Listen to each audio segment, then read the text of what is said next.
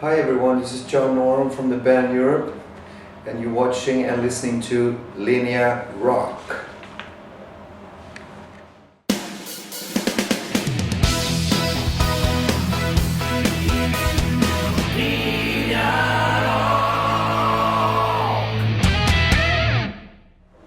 Hi, Mr. John Norum. Welcome back to Milan and welcome to Linea Rock. Wonderful, thank you. So it's the final countdown 30th anniversary tour. How is it going? Are you enjoying it? Are you having a good time? And which is the reaction of the fans to it? I think it's going good. Yeah, we're having a good time, and the fans are going crazy. So yeah, it's a lot of fun. It's not something I would like to continue forever, but I would like to get back to playing the new material pretty soon. Okay. But I think it's still fun to visit those old songs again. It is a celebration of 30 years, so it's fun. When actually did you very first plan to do something like this? How the idea came about within the band? I think I think it was after a gig somewhere. I can't remember where it was. Could have been in Holland or Germany or something like that. And we were partying a little bit in the bus, and then after the gig we were on our way to the hotel, and we start talking about it a little bit.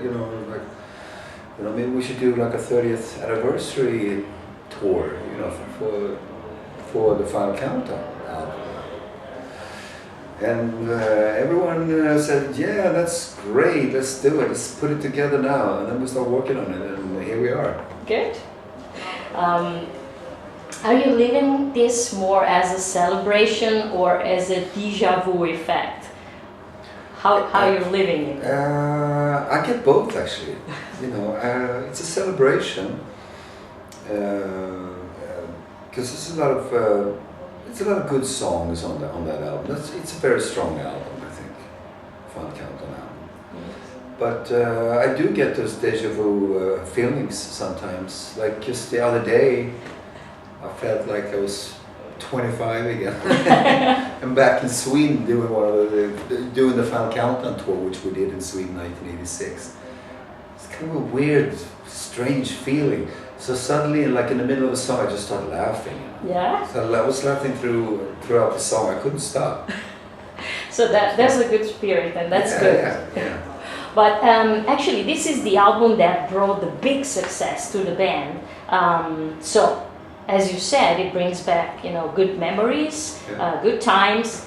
But maybe also some bittersweet feeling for you, John, since you decided actually to leave the band after the recording of that album. So it's like a kind of mixed emotions for you? Not really. I think it's just good feelings, really. Because I didn't leave after the recording of the album. Actually, you did a few shows. I did actually a bunch of tours that people might not know about.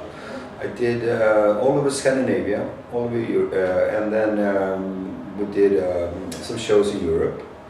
We played in Germany, and it was #1 in Germany at the time. And also we did a lot of TV stuff, which was mainly playback stuff. And then we did a tour of Japan as well on the Final Countdown tour. On the Final Countdown album, so we toured quite a bit on that album until I decided to leave. And I said, "All right, now I've had enough. Enough is enough. I'm going home. I miss my mama." So hopefully this won't repeat. Actually, you won't leave after this tour. This time, you're gonna stay. Yeah, I'm gonna stay this time around. I've actually been in the band now twice as long as the first time. The first time I was in the band for about 7 years? 5, 6 years. I think it was 6 years maybe. It depends on when you count it from, I mean, if you count it from the first album, then it's only 3 years, but the band actually got together around 79 or 80. So I guess, but under a different name, Force at the time. But then we changed the name. In 82 we changed the name to Europe. So 6 years, and now since the reunion we've been together for 12 years. Yeah. So I've been, twice as long this time. We are grown-ups now, we're not kids anymore. We get along much better now. We can actually discuss things. Couldn't discuss anything back then. Okay. It was very stubborn. So this is a different experience since, you know, the reunion. This is a different band in a sense, even if, you know, it's the same band. But yes, it's much more mature band, for sure, yes.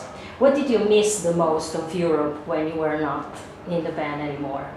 Is something that now you cannot live without, something like that? Or? You know, at the time when I left, I didn't miss anything. Okay. Nothing whatsoever. But you know, after a couple of years, I did a bunch of solo albums. I did first a solo album, Total Control, in 1987, and then I joined an American band, Dokken band. Yeah, I remember. Yeah, I moved to the States. I lived there for over 10 years, and I did a bunch of solo albums over there. So I didn't really miss any of the Europe stuff at all. I think I had a great time with Dokken. I've done 2 albums with Dokken. The first one was a Dokken album. Yes. The other one was just Dokken. And we had some great times together, and also doing the solo stuff. I thought it was great. I did a great album with Glenn Hughes, you know, one of the best singers of all time, in the beginning of the 90s, and so on and so on. A bunch of solo albums and stuff like that, and gigs, touring all over the place. Went to Japan, did a live album in Japan in '97. That is actually one of my favorite solo albums, Face It Live in '97. Yeah. If you don't have it, check it out. It's really good. And so I didn't really miss that much of it. Actually, you mentioned the Up From the Ashes album with John Dokken. That was actually an amazing lineup with you, John, and Peter Baltes on bass, Mickey D on drums, and Don, of course, on vocals. Yes. Which are the best memories that you have of that period? And is Don really a prima donna? You know, somebody which is really difficult to deal with as an artist?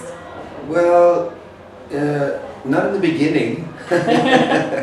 I mean, the first 2-3 years he was great, you know, and also the second time. I did a tour in '97 and '98 too. I just jumped in, you know, to fill in for George Lynch because he quit in the middle of the tour. Yeah.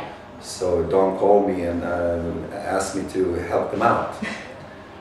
So I was in Sweden at the time, so I flew over and helped them out, and that was amazing tour. And it was fun to play with the original members too, Mick Brown and Jeff Pilson. Sure. Which are great musicians, and Don was great. We had a great time, and also Up From the Ashes was really good. That was one of the most fun tours I ever done. You know, because of Mickey D. You know, he's an entertainer. Yeah, he's a lot of fun to be around. I mean, he's really made that tour a lot of fun. So yeah, and we were out for a long time too. We were out for like 5-6 months straight. Did like 130 gigs or something like that. So it was fun. Okay, back to Europe. Yes. You have a special partnership, and I should call it maybe a magic, creative feeling within you, which is still very strong after so many years. How would you describe its evolution through the years, and what's behind this magic? What's the trick? What's the secret? I don't know. I have no idea. It's just chemistry, you know. It's just good chemistry. There's nothing you can, you know, buy for money. It's pure luck. Yeah. It's pure luck that we met. We have a certain chemistry, just like Steven Tyler and Joe Perry and Mick Jagger and Keith Richards and so on and so Lennon on. and McCartney. Yeah, exactly. You know, it's that type of thing. You know, it's just a special chemistry. You know, you can't really explain it. And the relationship. I mean, it started when we were teenagers. It was like I was 14, he was 15 when we met the first time, and then you know, it's like. It's pretty amazing that you can be friends for that long, you know. I mean, even when I wasn't in the band, we were still friends, and we still kept in touch. You know? He sang. We did a song together on my second solo album, Face the Truth. Yes. And a video for that. You know, we did like a duet thing. And I think now it's better than ever, because now we are, you know, we get along. It's easy to get along now, and it's easy to. If there is a problem, we can solve it pretty easily, pretty quick. Is it true that you met because of your mutual passion for racing motorbikes? That was actually the link. And do you have, apart from music now, do you still share any extra passion with Joy? Not really. No? No. It's the only thing that I do really, except family. Okay. You know, that's the main priority, is the family. You know, I have 3 beautiful kids, 2 boys and 1 daughter. So I'm basically a family man. Okay. You know. But then I also enjoy touring and making albums and stuff like that. So I don't really have any other interests really. I used to when I was younger though. Mm-hmm. I used to play soccer or football a lot, you know, and things like that, you know, other sports. But when I discovered the guitar, it was over. That was the only thing that mattered to me. What criteria did you use to choose the other songs to include, you know, in this celebrative set? Because I noticed that in the first part of the show there was mostly, you know, very new songs from the most recent record. So how actually did you manage the set list? Well, we knew that we were going to do the whole album. Obviously, I mean, Final Countdown from the beginning to the end. Yeah. And but if we will only do that, the set will only be like 35 minutes, because the album is only like 35 minutes long. Yeah. So we have to come up with, to make it longer. So now it's about 1 hour and 50 minutes, almost 2 hours. And I think it was Joey's idea to play the whole latest album from the beginning to the end. And I think he talked to the manager about it too, and I think he thought it was also a good idea to do. But if I would have had it my way, I wouldn't have done it that way. Okay. To be quite honest with you. What I wanted to do on the first set was to do 4 or 5 songs, the best songs from War of Kings. And then I wanted to do 1 or 2 of the best songs from the albums since the reunion, the 5 albums we've done since the reunion. Yeah. So like Last Look at Eden, you know, Firebox, and Riches to Rags, you know, just play Love Is Not the Enemy, just a couple, and mix it together like a greatest, like a best of. The best songs from the last 5 albums, basically. That's what I wanted to do. What it seems is like, you know, a circle that, you know, get closing point, like, you know, the most successful record and the latest one. So the people coming because they were maybe fans back then can have a taste of what, you know, the band is at now. So it makes sense. Yes, but I think so, but you know, but I always, we have a policy that we go, the majority wins. Okay, basically. So that was. So it was about like 3 against 2. So I have to just give in. Okay, which is the other member that had your same opinion? It's a secret. Okay. Is the white Strat from the Final Countdown video clip still your very favorite guitar? Yes, it is. It is, and it's the same one that you're using on stage right now? No, you're not bringing it. No, I don't bring that thing. Okay. That guitar is like it's an original from 1965. Okay. And it's about 25,000 euros. Wow. So I don't want to bring it on the road, you know. Okay. I'd rather leave it at home. And also my second favorite guitar is it's a Strat from. It's from 62 actually. It's one of Gary Moore's old guitars, and that is also an amazing sounding guitar. But I choose to leave those 2 at home. Okay. So, but the ones I have with me now are identical to the ones I used on tour in 30 years ago. Yeah.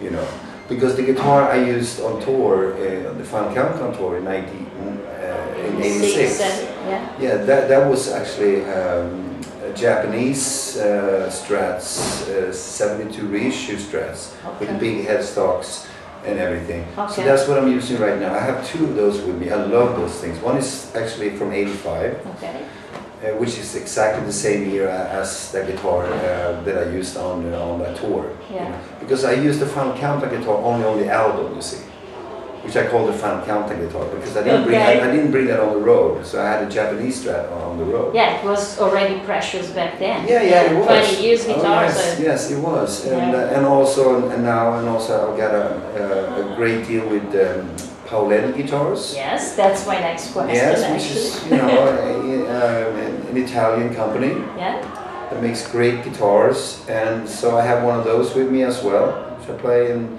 it's still in developing stage. Okay. You know. Will it become like the new John Norum signature guitar? Actually, this is the new baby in your guitar arsenal, right? Yes. It's like 6 months that you've been using Paoletti guitar. Yeah. I've had it just not even that long actually. It's just for a couple. I've had it since this summer.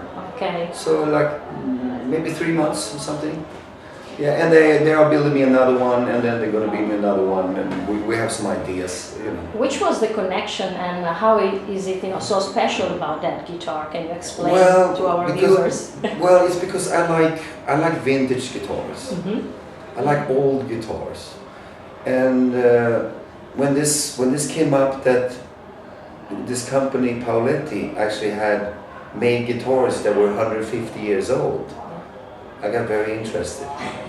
And it actually came from my webmaster, Francesca. Yeah.